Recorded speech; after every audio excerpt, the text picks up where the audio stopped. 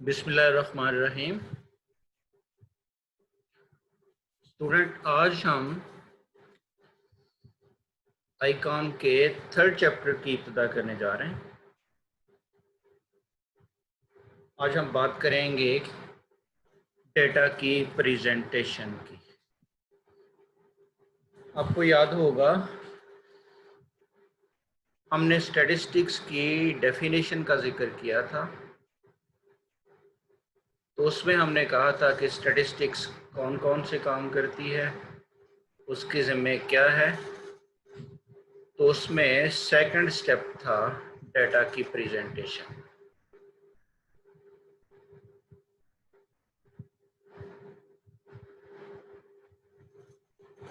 Data की presentation पे आने से पहले मैं थोड़ा सा रिव्यू देना चाहूँगा आपको लास्ट लेक्चर का।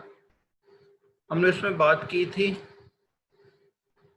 प्राइमरी डेटा और सेकेंडरी डेटा की और उनके सोर्सेज की।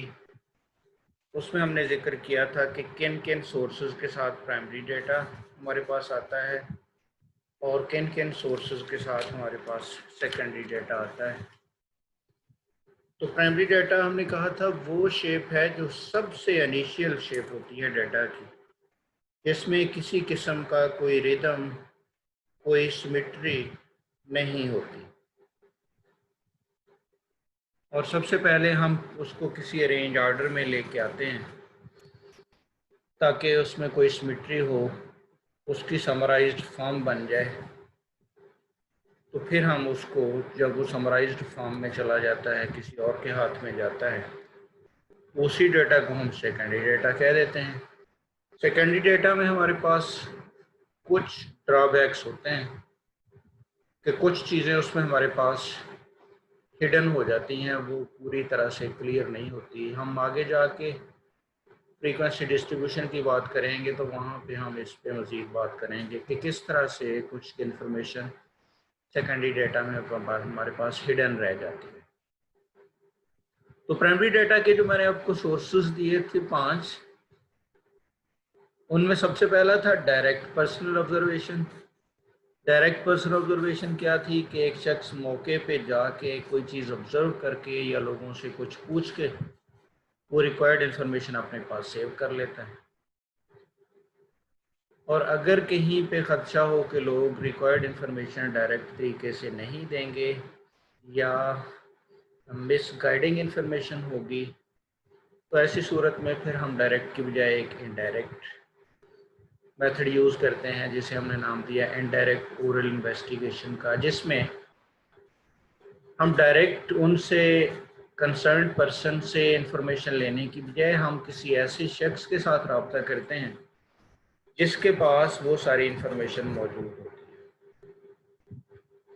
तीसरे मेथड में हमने कहा था कि हम थ्रू मेल यानी डाक के ज़रिए या फिर ईमेल के थ्रू, डाक के ज़रिए भेजेंगे तो हार्ड कॉपी भेज देंगे एक परफॉर्मा की, जिसे हम क्वेश्चनेयर कहते हैं, और ईमेल के थ्रू सॉफ्ट कॉपी चली जाएगी और हम कॉरस्पॉन्डेंट से रिक्वेस्ट करेंगे कि आप इसको फिल करके हमें वापस भेज दें।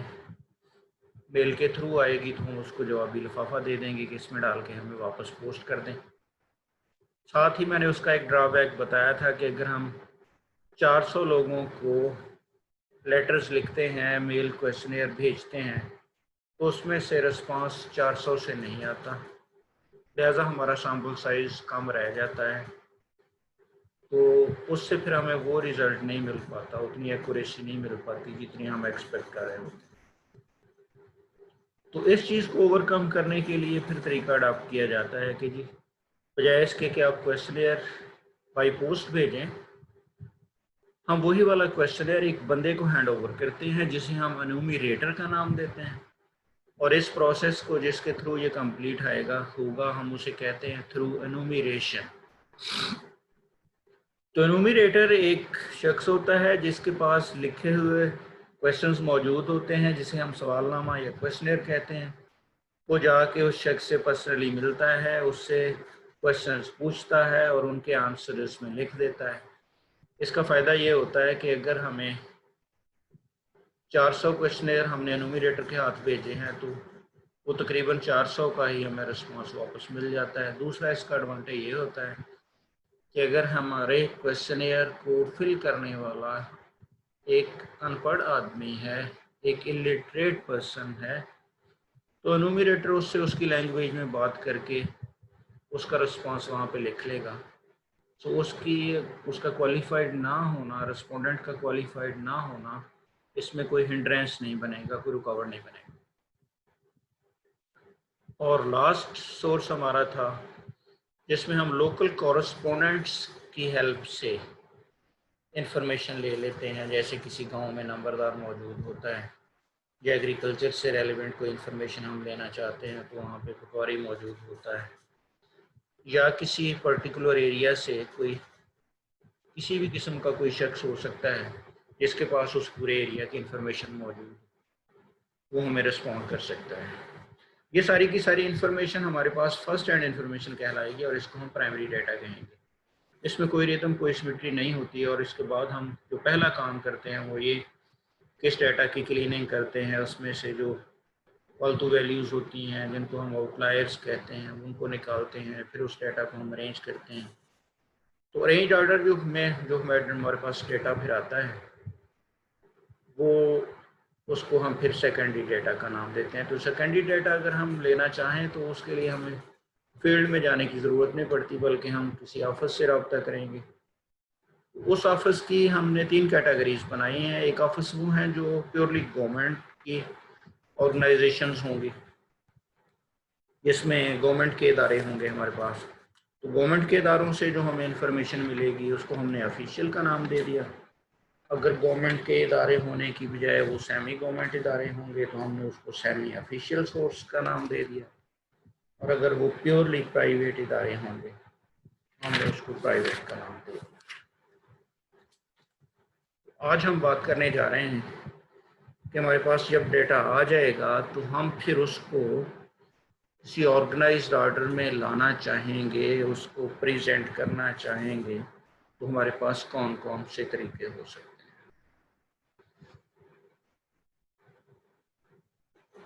यूजुअली जो डेटा हमारे पास रिकॉर्डेड फॉर्म में आता है वो क्वांटिटी में बहुत ज़्यादा होता है, साइज में बहुत ज़्यादा होता है। उसको हम किसी समराइज्ड फॉर्म में लाने के लिए मुख्तलिफ मेथड्स यूज़ करते हैं। तो समराइज करने के लिए या उसको सिंप्लीफाइड फॉर्म में लाने के लिए जो हमारे पास डिफरेंट मेथड्स हैं, उनमें से सबसे पहली टेक्निक को हम कहते हैं क्लासिफिकेशन, फिर है टेबुलेशन, उसके बाद है डायग्रामेटिकल प्रेजेंटेशन जिसमें हमारा डायग्राम से वास्ता पड़ता है, फिर है ग्राफिकल प्रेजेंटेशन जिसमें हमने मुख्तलिफ़ किस्म के ग्राफ्स बनाने होते हैं, मुख्तलिफ़ किस्म के चार्ट्स बनाने होते हैं ताकि डाटा को कंपेयर किया जा सके।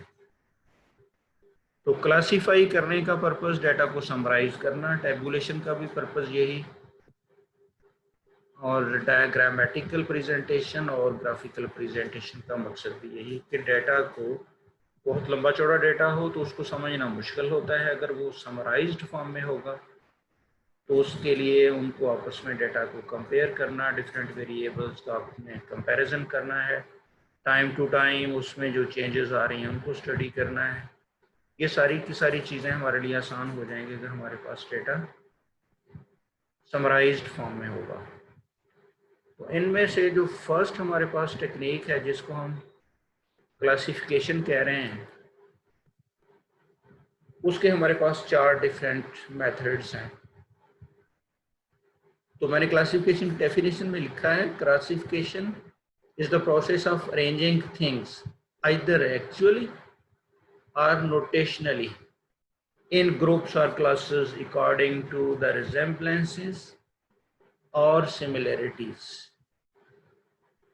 तो resemblances और similarities को मद्देनज़र रखते हुए हम डाटा को क्लासीफाई करते हैं, तो हम उसको नाम देते हैं जी क्लासिफिकेशन का। तो क्लासिफिकेशन की हमारे पास फिर से 4 कैटेगरीज हैं। पहले हमने 4 कैटेगरीज कर दी डाटा को प्रेजेंट करने के लिए, और उनमें से जो पहली कैटेगरी है क्लासिफिकेशन, क्लासिफिकेशन की फिर हमने 4 कैटेगरीज कर दी, जिनको हमने नाम दिया जियोग्राफिकल क्लासिफिकेशन,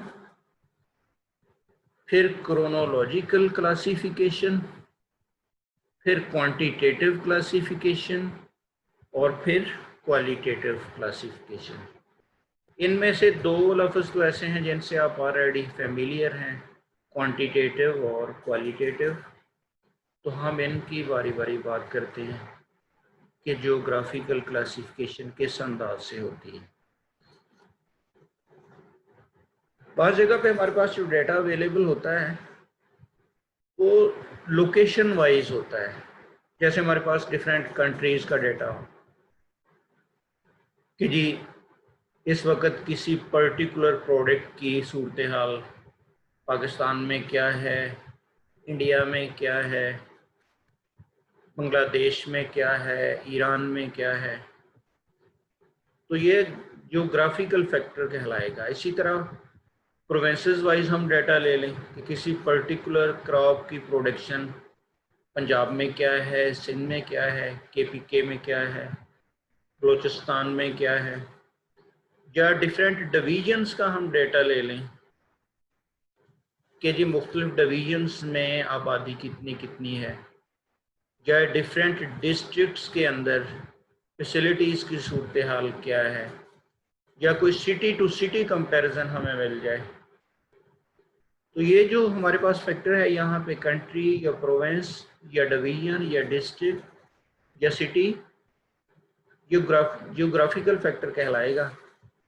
और अगर हम अरेंजमेंट उसकी इस तरह से कर लें कि हम कंट्री वाइज उसको सिंप्लीफाइड फॉर्म में ले आए, कंट्री लिखा हो सामने न्यूमेरिक वैल्यू लिखी हो, या प्रोविंस लिखा हो सामने उसके वैल्यू लिखी हो, तो हम इसको जियोग्राफिकल क्लासिफिकेशन का नाम देंगे।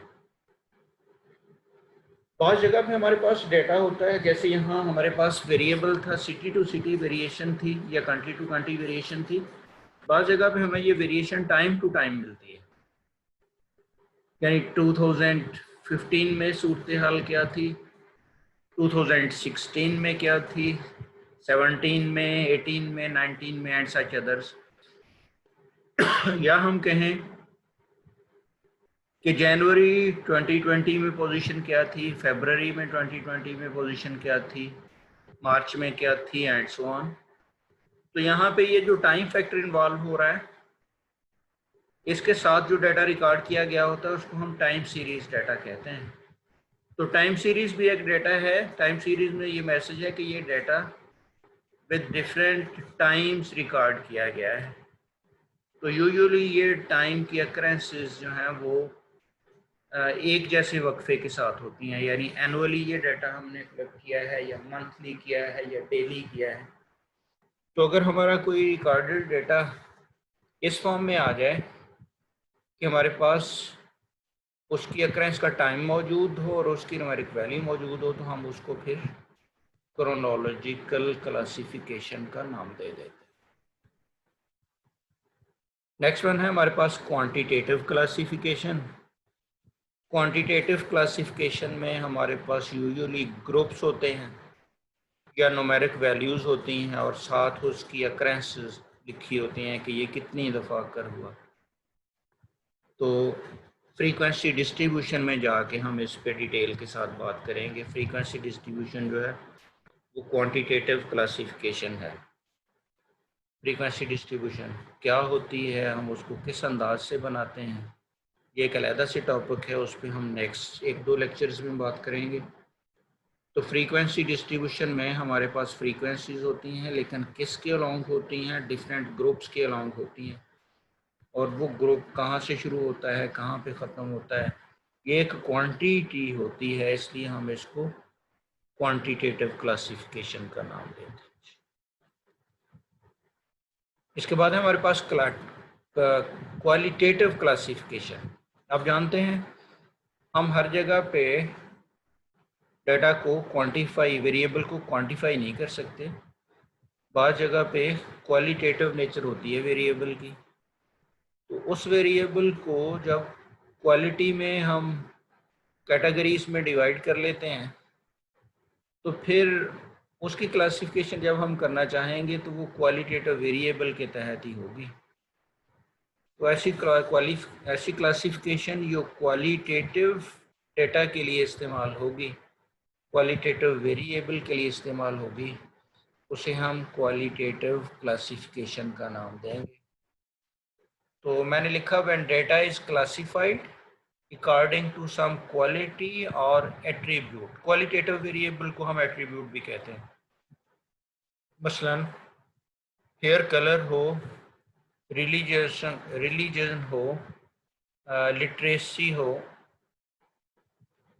तो या जेंडर हो, हम इनको क्वालिटेटिव वेरिएबल कहेंगे। अगर हम उसकी कैटेगरीज कर दें इसके एतबार से तो हम उसे कहेंगे कि ये क्वालिटेटिव क्लासिफिकेशन है। तो क्वालिटेटिव क्लासिफिकेशन मुख्तलिफ हो सकती है। अगर हमने सिर्फ एक वेरिएबल को एज एट्रीब्यूट लिया है तो वो सिंपल क्लासिफिकेशन कहलाएगी। अगर हम दो वेरिएबल्स को कंसिडर कर रहे हैं तो वो टू वे कहलाएगी, और अगर हम दो से भी ज़्यादा भी फोकस कर रहे हैं तो फिर वो मैनीफोल्ड क्लासिफिकेशन कहलाएगी। ये डिपेंड करेगा कि हमने नंबर ऑफ क्राइटेरियन यहाँ कितने रखे हैं, एक है, दो है, या दो से ज़्यादा है। उसमें से जो पहली कैटेगरी मैंने आपको बताई है वो है सिंपल क्लासिफिकेशन। उसमें मैंने लिखा that data is classified only into two classes. दो क्लासेस का मतलब है कि हमने पॉपुलेशन को दो हिस्सों में डिवाइड कर दिया। एक वो लोग हैं जो किसी किस्म की स्किल रखते हैं, किसी किस्म का कोई हुनर जानते हैं, और दूसरे वो लोग हैं जिनके पास किसी किस्म की कोई स्किल नहीं है। सिमिलरली हम इस पॉपुलेशन को पढ़े लिखे और ना पढ़े लिखे लोगों में डिवाइड कर दें तो एक कैटेगरी वो होगी जो पढ़े लिखे हैं और एक कैटेगरी में वो लोग आएंगे जो पढ़े लिखे नहीं हैं। यहाँ पे हमने टोटल पॉपुलेशन को दो ही हिस्सों में डिवाइड किया है, और क्राइटेरियन यहाँ पे क्या रखा, पहले वाले केस में क्राइटेरियन रखा स्किल, कि स्किल शख्स के पास है या नहीं है। दूसरे वाले केस में हमने, दूसरी वाली एग्जांपल में हमने क्राइटेरियन रख लिया लिटरेसी, कि एक शख्स लिटरेट है या लिटरेट नहीं है। अब इसमें टोटल पॉपुलेशन के दो ही हिस्से हो रहे हैं, तो हम इसको सिंपल क्लासिफिकेशन का नाम दे रहे हैं। नेक्स्ट वन है हमारे पास two way classification. Two way classification में मैंने जैसे कि अभी कहा था कि अगर हम एक जगह पे दो जगह उसको क्लासिफाई करके फिर फर्दर भी उसकी क्लासिफिकेशन कर दें, यानी क्राइटेरियन एक से ज़्यादा हो जाए। जैसे टोटल पॉपुलेशन का क्राइटेरियन हमने बना लिया, एक क्राइटेरियन है जेंडर, कि जी टोटल पॉपुलेशन में से मेल कितने हैं और फीमेल कितने हैं। फिर हमने उसकी फर्दर क्लासिफिकेशन कर दी मेल की, कि उसमें से लिटरेट कितने हैं और उनमें से इलिटरेट कितने हैं। इसी तरह से जो हमने दूसरी क्लासिफिकेशन बनाई थी फीमेल के लिए, फ़ीमेल के लिए हम यही काम कर दें कि फ़ीमेल जो टोटल हमने यहाँ पे मेंशन की हैं उनमें से लिटरेट कितनी है और उनमें से इलिटरेट कितनी है। तो यहाँ पे पॉपुलेशन दो की बजाय चार हिस्सों में डिवाइड हो गई है। एक क्राइटेरियन था जेंडर का और एक क्राइटेरियन था एजुकेशन का। जेंडर वाले क्राइटेरियन ने टोटल पॉपुलेशन को दो हिस्सों में डिवाइड किया, तो जो दो हिस्से बने उसको फिर सब डिवाइड कर दिया लिटरेसी वाले क्राइटेरियन ने, तो दो की बजाय वो हमारे पास चार डिफरेंट क्राइटेरियन बन गए, दो क्राइटेरियन सॉरी, और ग्रुप्स हमारे पास यहाँ पे वो चार बन गए। वो चार ग्रुप्स कौन कौन से होंगे? पहले ग्रुप में वो लोग आएंगे जो मेल हैं और लिटरेट हैं, दूसरे में आएंगे जो मेल हैं बट इलिटरेट हैं, तीसरे में वो लोग आएंगे जो फीमेल हैं और लिटरेट हैं, और चौथे में फीमेल इलिटरेट। तो यहाँ पे दो क्राइटेरियन के एतबार से हमने उसकी क्लासिफिकेशन की। इसी तरह जो प्रीवियस स्लाइड में हम एग्जांपल कर रहे थे टू वे क्लासिफिकेशन के लिए, अगर हम लिटरेट और इलिटरेट का वेरिएबल पहले ले आए, यानी हम टोटल पॉपुलेशन को पहले डिवाइड करें लिटरेट और इलिटरेट में, और फिर उसके बाद उसमें से हम जेंडर को अलहदा कर दें, तो भी वो टू वे क्लासिफिकेशन ही कहलाएगी। तो इसका मतलब ये हुआ कि वन वे क्लासिफिकेशन या सिंपल क्लासिफिकेशन जो है उसमें सिर्फ एक क्राइटेरियन होगा जिसकी बेस पे हम उसको सब डिवाइड कर रहे हैं, जबकि टू वे क्लासिफिकेशन में एक की बजाय वो क्राइटेरियन क्लासिफिकेशन के हमारे पास एक से ज़्यादा हो जाएंगे। अगर वो दो हैं तो हम उनको टू वे क्लासिफिकेशन का नाम देंगे। ये दो से ज़्यादा भी हो सकते हैं।